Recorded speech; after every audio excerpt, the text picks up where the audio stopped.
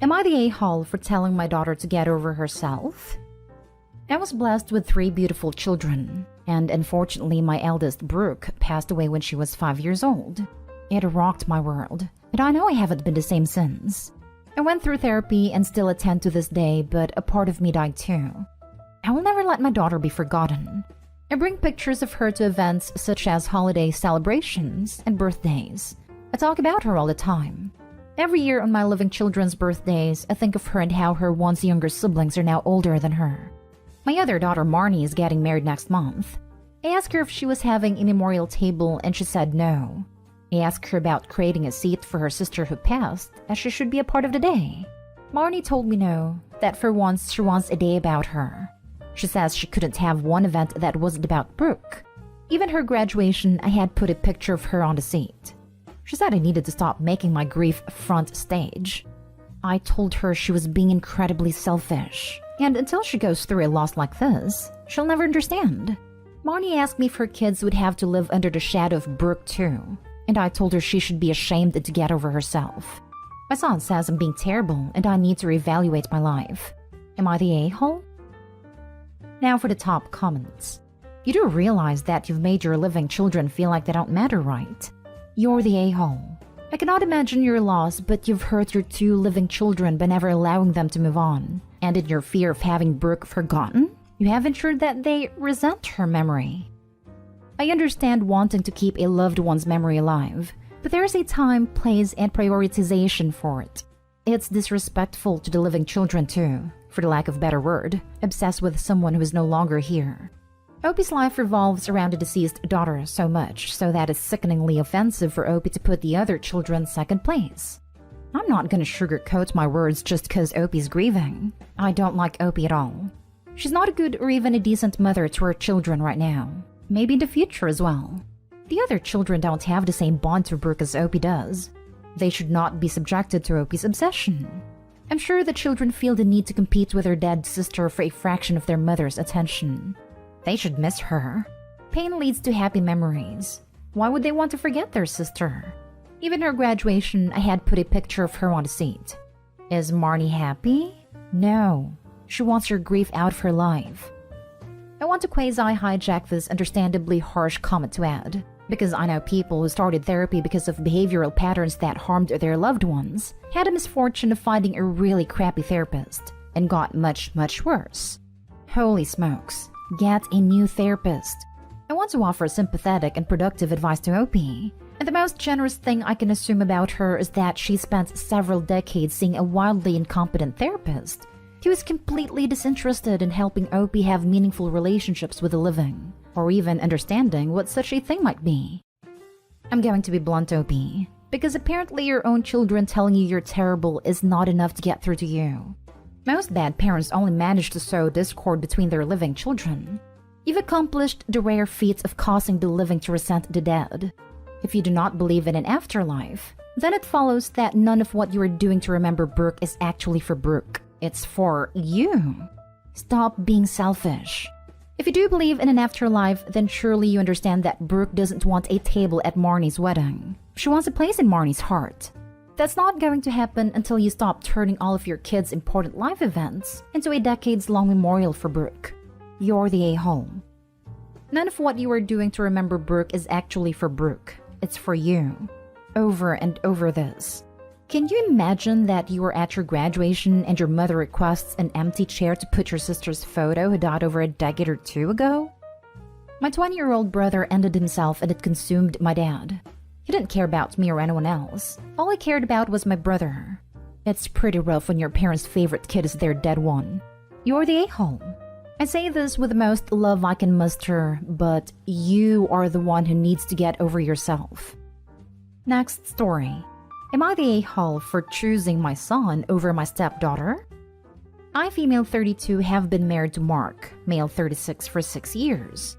Mark had a child, Sarah, female 12, with Allie, ex-girlfriend, who is starting high school next year, meaning she needs a computer for school. We also have a child together, Alex, male 5. The issue arose last week when my husband asked me to contribute 1/3 of the cost for Sarah's computer, saying it could be a Christmas present for all of us. Sarah wants a MacBook. and they decided on the latest MacBook Pro, over $2,000 after Apple Care, accessories, etc., with my share totaling at least $700. I make significantly less than my husband, and before this year, we would stick to a budget and have the cost together. This year, the budget I scheduled was $200 per kid. I typically handle all Christmas shopping, but run everything past Mark. I told Mark that was double what we spent each Christmas, and I wasn't aware until now that I was expected to chip in the costs.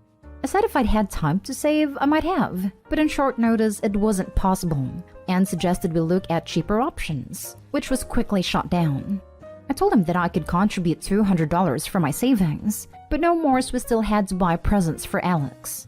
This wasn't received well by Sarah, Allie, or Mark, and they said I was selfish for not helping out. And Sarah was devastated as she took this as me favoring Alex over her, and not liking/wanting her. The suggestion was that I don't spend much money on Alex, and give the money to Sarah instead. But I refused, since I didn't consider that fair to Alex, and didn't want him upset that he didn't get any/many presents for Christmas. This has had a severe impact on my relationship with Sarah and Allie, and Mark thinks I should do this to prove my love for Sarah. Sarah has 3 people contributing to presents while Alex only has 2. So Sarah typically gets more presents anyway, but we always keep things fair. Mark and Allie are the a-hole for getting Sarah involved in an issue of finances. She's 12 years old. She does not need a $2,000 piece of equipment.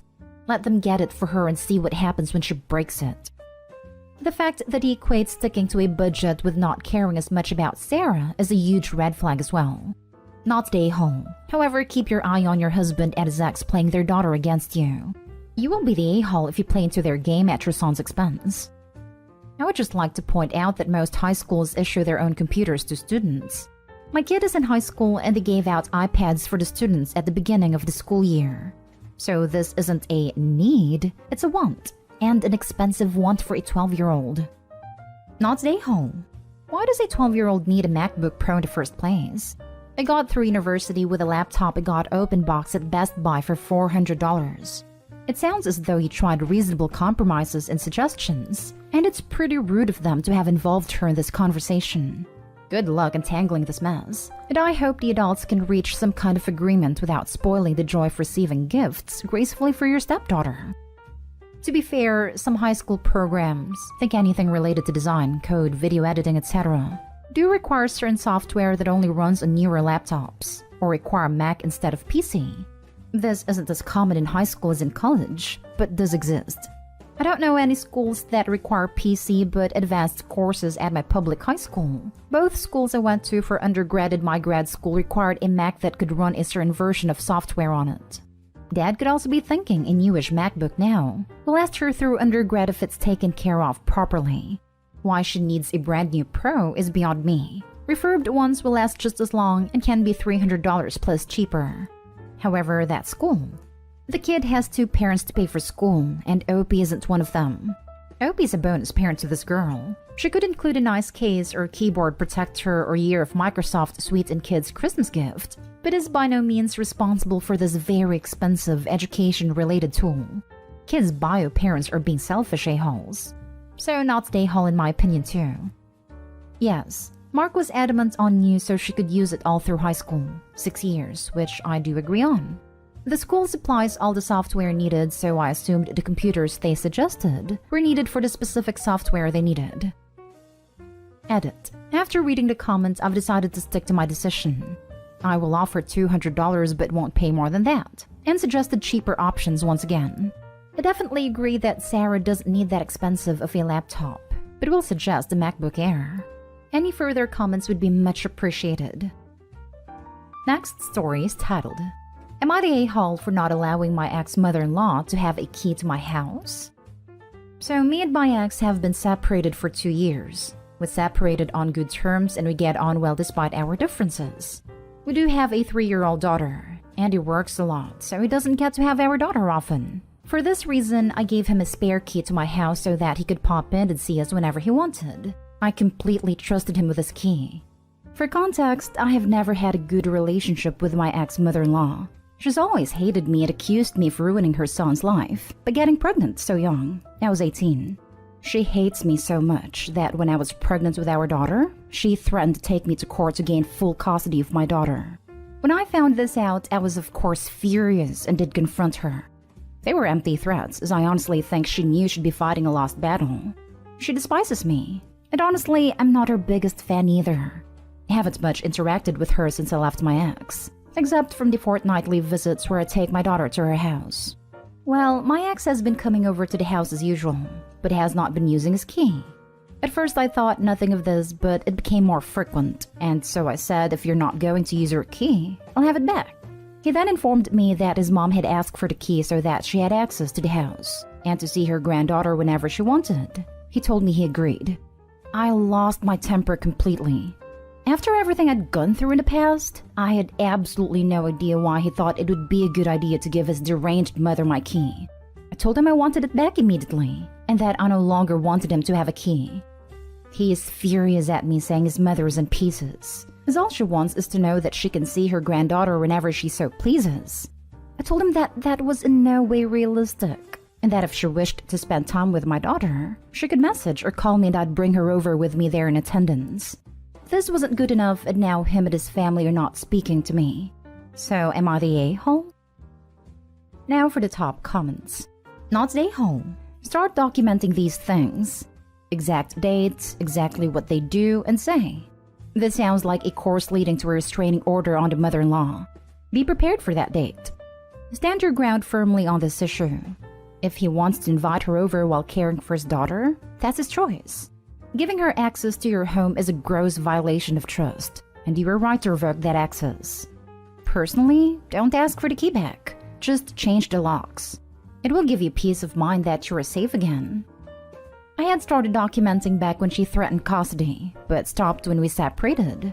I definitely think I should go back to it and continue it. Thank you. Can't emphasize enough about changing the locks. I'd also look into getting cameras as well. Time with his mother at this point needs to be only during his time with her and never on your property. Considering you didn't mention anything about a custody agreement, I'm guessing you only have an informal one. Might be time to consult an attorney about formalizing a legal one. If Grandma's feeling you are withholding her granddaughter through having normal boundaries, she likely is already looking into getting one for her son. Not stay home. Change your locks. She's likely made copies. Don't give him a key to the new lock. Locksmiths have been called. Feel like a fool for ever giving him one in the first place now. Don't. You did it because you were trying to do co-parenting. He is the one who broke your trust and is at fault. Not stay home. Most grandparents cannot see their grandkids whenever they want. They have to contact the parents and make arrangements to meet up. Your ex-mother-in-law wants that key for some other reason, and I doubt it is a good one. Get your locks changed. Even if you get that key back, they might have made a copy of it. It is not at all that expensive, even if you get a locksmith to do it. Or you can rekey the locks yourself if you are good at DIY. And I'd look for signs that someone has been in your house while you were out. She clearly wasn't using the key while you were home, but that doesn't mean she didn't snoop around while you were out. Update. Locksmith has been called. Glad I'm not going insane. Thank you all. Now for the last story. Am I the a-hole for alienating my daughter against her mother and allowing her to live with me? Context. My ex-wife Stacy and I, 37 male, met at a party in college and hit it off. We dated for 3 years during college. During the relationship, I made it clear I didn't want kids. Right after we graduated, Stacy got pregnant. She said it was caused by birth control failure. This is important for later. I didn't want the kid and tried to convince her to terminate or give the baby up for adoption, but she wanted to raise the kid. I really wanted to leave but felt guilty, so I married her out of guilt. After our daughter Madison was born, I started getting depressed. I became an alcoholic. I tried really hard to be a good dad to her. I really tried my best. When she was 5, I realized how much I hated my life. I filed for divorce and left.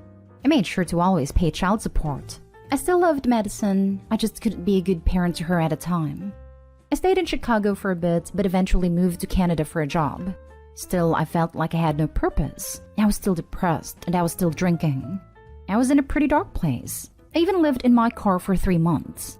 Then I met my current wife, Amanda, 33 female, and we started dating. She cared about me, and I started getting my life back on track. I left my toxic job, found a good apartment, started going to AA meetings, and started seeing a therapist. During this time, I contacted Stacy and asked to see Madison. I begged and showed her that I was sober, but she wouldn't let me. I tried several times, but Stacy wouldn't let me. I started a business 6 years ago, and it's done incredibly well in the last 3 years. It's pulled in $3 million in profit last year. Then Amanda and I got married. I was finally able to hire a good attorney, and after a complicated legal battle, I was given holidays and summers with Madison. Madison was a little difficult at first, but I have explained everything to her, and she was really understanding. Madison, 15 female, and I now have a really good relationship. I have tried to co-parent respectfully with Stacy, but she has been really difficult to communicate. She doesn't tell me certain matters, and she sends threatening voicemails, etc. I also know that Stacy told some pretty bad crap about me to Madison. Stacy told Madison I loved alcohol more than her, that I never sent them any money, despite the fact I never missed a payment. 2 days ago, Madison called me and told me that she and her mother had a fight, and her mother admitted that she stopped taking birth control intentionally to trap me. Madison said that this was the last straw with her mom, and that she wants to move in with me. Madison said her mom was always mad at her for mentioning me, and that she forced her to share the stuff I got her with her step-siblings, and she begged me to let her move in. I obviously agreed. Legally, since she's 15, she can choose who to live with. Now my ex, her husband, and her family have been blowing up my phone telling me that I alienated Madison against her. Am I the a-hole? Not the a-hole.